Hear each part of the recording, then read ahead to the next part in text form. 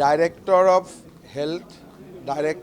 Health family welfare আৰু director of medical এডুকেশ্যনত আজি আমি 215 গৰাকী প্ৰাৰ্থীক নিযুক্তি দিলোঁ, যিসকলে চাহ জনগোষ্ঠী আৰু আদিবাসীৰ 3% সংৰক্ষণত নিৰ্বাচিত হৈছে।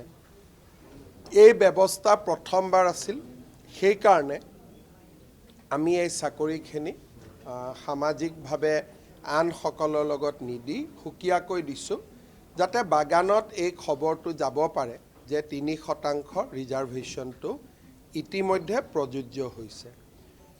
আজিৰ চাকৰিখিনি দিয়াৰ লগে লগে আমি 1,45,000 পাৰ হৈ গ'লোঁ। অহা 10 জানুৱাৰী তাৰিখে ADR-ৰ তৃতীয় বৰ্গৰ চাকৰিৰ আমি নিযুক্তি দিম আৰু মাঘ বিহুৰ ঠিক পিছতেই 15-16 কোনোবা এটা তাৰিখত আমি ADR-ৰ চতুৰ্থ বৰ্গৰ নিযুক্তি দিম।